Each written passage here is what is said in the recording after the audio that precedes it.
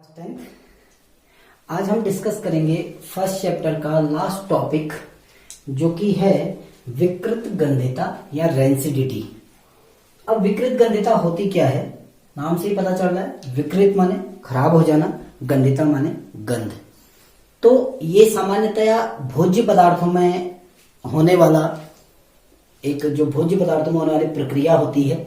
अब विकृत गंध्यता है क्या, आप गौर करते हैं कि यदि हम कोई ऑयली फूड बनाते हैं, यानी एक ऐसा भोजन का निर्माण करते हैं जिसमें वसा या तेल बहुत ज्यादा हो, तो उसको हमें कुछ समय तक सुरक्षित रखना होता है। अगर हम उसको खुले में छोड़ दें तो उसमें से अरुचिकर अनप्लीजेंट स्मेल आने लगती है, अरुचिकर गंध आने लगती है और उसका स्वाद भी खराब हो जाता है।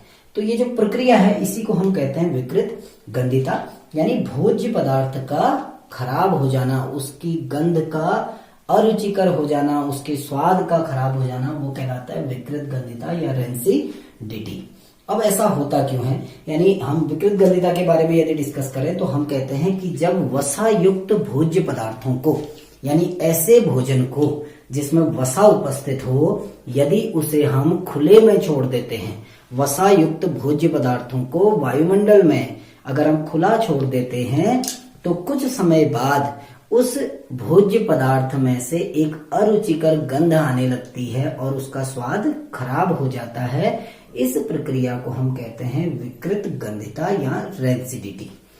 अब कोई पदार्थ या कोई भोज्य पदार्थ खराब क्यों होता है या विकृत गंधित क्यों होता है, उसमें विकृत गंध्यता क्यों पाई जाती है, उसका जो कारण है, रेंसिडिटी का कारण है वो क्या है, वसा का ऑक्सीकरण होना, वसा का ऑक्सीकृत होना या उपचयित होना।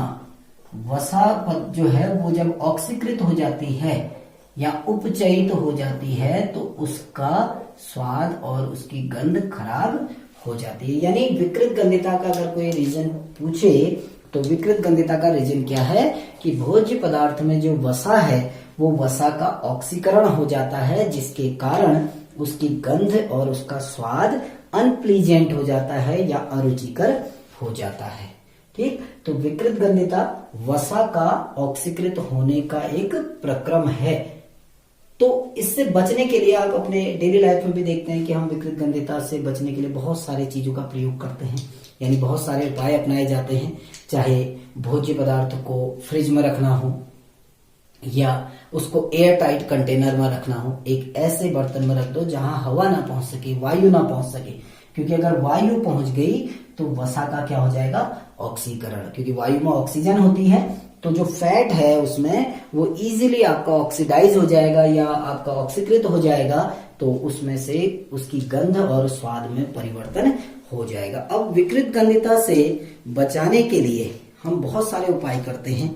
बहुत सारे उपाय कैसे करते हैं, कुछ उपाय मैं भी आपको बता चुका हूं। नंबर पहला कि अगर हमने भोजन को खराब होने से बचाना है या विकृत गंधित होने से बचाना है तो हम क्या करते हैं कि भोज्य पदार्थ को वायुरोधी बर्तन में रखना को हम एयर टाइट कंटेनर में या वायुरोधी बर्तन में रखते हैं। पहला जो विकृत गंध्यता से बचाव का उपाय है उसमें हम करते क्या है कि जो वसा युक्त भोज्य पदार्थ है उसको वायुरोधी बर्तन में रखते हैं। अगर हम भोज्य पदार्थ को वायुरोधी बर्तन में रखते हैं, मार्केट में मिलते हैं एयर टाइट कंटेनर, यदि हम उस भोजन को उसमें रख दें तो ऑक्सीजन नहीं जा पाएगी, हवा अंदर नहीं जाएगी। जब ऑक्सीजन नहीं जाएगी तो जो भोज्य पदार्थ है उसका ऑक्सीकरण नहीं होगा। नंबर दूसरा जो हम अपने घरों में यूज करते हैं कि भोज्य पदार्थ को, जो भी भोज्य पदार्थ है जिसमें वसा है उसको निम्न ताप पर रखना। भोज्य पदार्थ को निम्न ताप पर रखना, लो टेम्परेचर पे रखना है उसको। अब कैसे, जैसे हम यूज करते हैं फ्रिज में, हम भोज्य पदार्थ को अगर हमारा खाना बच जाता है तो हम क्या करते हैं उसको फ्रिज में रख देते हैं। क्यों, फ्रिज में टेम्परेचर बहुत कम होता है, वहां का तापमान बहुत कम होता है। अब लो टेम्परेचर में रखने से क्या होता है, जो सूक्ष्म जीवाणु हैं, जो माइक्रो ऑर्गेनिज्म हैं, वो उनकी क्रियाशीलता निम्न ताप पर घट जाती है। यानी जैसे जैसे टेम्परेचर डाउन होता है तो जो माइक्रो ऑर्गेनिज्म जो भोजन को खराब कर रहे हैं उनकी सक्रियता कम हो जाती है, जिसके कारण वो भोज्य पदार्थ को खराब नहीं कर पाते हैं। तीसरा कारक जो हम देखते हैं कि जो भोज्य पदार्थ है उसमें नाइट्रोजन गैस अगर हम प्रवाहित करते हैं, यानी उसको हम ऐसे किसी थैली में रखें जिसमें नाइट्रोजन गैस भर दी जाए, यानी हम कहेंगे कि भोज्य पदार्थ के पैकेट में भोज्य पदार्थ को नाइट्रोजन गैस युक्त N2 गैस युक्त पैकेट में रखना।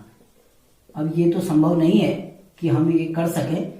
जो चिप्स वगैरह के पैकेट आते हैं आप देखना उसमें बहुत फुलाए हुए रखे रहते हैं, बल्कि कभी कभी तो हम सोचते हैं कि इतना बड़ा पैकेट बना रखा है और चिप्स कितने हैं, थोड़े से, यानी हमको बेवकूफ बनाया जा रहा है। इतना बड़ा पैकेट बना दिया और चिप्स उसमें थोड़े से हैं, लेकिन वो बेवकूफ बनाने की टेक्नोलॉजी नहीं है। वो क्या है कि उसके अंदर नाइट्रोजन गैस भरी रहती है। चिप्स के पैकेट में ऑक्सीजन सब निकाल दी जाती है और अंदर भर दी जाती है nitrogen gas. Nitrogen gas room temperature पर, जो हमारा कक्ष ताप है, वहां पर अक्रिय होती है, क्रिया नहीं करती। जैसे ऑक्सीजन तो सक्रिय है, क्रिया करती है बहुत जल्दी, तो नाइट्रोजन कक्ष ताप पर क्रिया नहीं करती है। तो चिप्स के पैकेट में यदि नाइट्रोजन गैस भर दी जाए, इसीलिए भरी जाती है ताकि, क्योंकि चिप्स में ऑयल होता है तो तेल वसा है तो वो खराब हो जाएगा, क्योंकि अगर हवा चली गई तो ऑक्सीजन गई तो लंबे समय तक रखने में दिक्कत हो जाएगी, उसकी गंध खराब हो जाएगी और स्वाद भी खराब हो जाएगा, तो कोई खरीदेगा नहीं। इसीलिए चिप्स के पैकेटों में नाइट्रोजन गैस प्रवाहित की जाती है चिप्स को ऑक्सीकृत या विकृत गंधित होने से बचाने के लिए। इसलिए चिप्स के पैकेट जब भी लेते हैं तो देखना कि फुला हुआ पैकेट लें। जो पिचका हुआ पैकेट है, संभव है कि वो लंबे समय से दुकान में पड़ा हो और उसका टेस्ट खराब हो जाएगा। आप फाड़ देंगे तो फिर उसका टेस्ट, वो नाइट्रोजन उसके अंदर है नहीं, तो हो सकता है कि जो ऑयल है वो ऑक्सीडाइज हो गया, जो फैट है वो पूरा का पूरा ऑक्सीकृत हो गया होगा, और जब फैट ऑक्सीकृत हो जाता है तो उसकी गंध और उसका स्वाद खराब हो जाता है। तो आज हमने डिस्कस किया लास्ट टॉपिक, जिसको हम कहते हैं विकृत गंधिता। मैं थोड़ा सा एक बार और इसको रिकॉल करा रहा हूं आपको।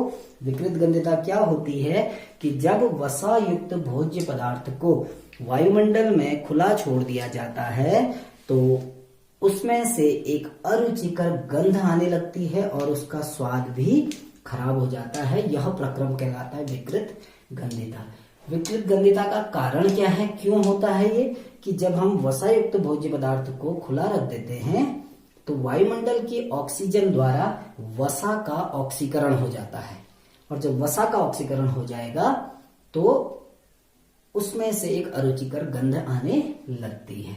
तीसरा हमने पढ़ा कि विकृत गंधिता से कैसे बचा जा सकता है। तो हमने पहला कारक बताया कि हम भोज्य पदार्थ को ऐसे बर्तन में रखें जिसमें हवा ना जा सके, अर्थात वायुरोधी बर्तन में रखा जा सकता है। दूसरा हमने कहा कि भोज्य पदार्थ को बहुत ही निम्न ताप पर रखना। टेम्परेचर कम होगा तो जो सूक्ष्म जीवाणु हैं, जो माइक्रो ऑर्गेनिज्म हैं, उनकी क्रियाशीलता घट जाती है। जब टेम्परेचर कम होता है तो जीवाणुओं की क्रियाशीलता कम होगी तो विकृत गंधिता की प्रक्रिया भी थोड़ी धीमी हो जाएगी।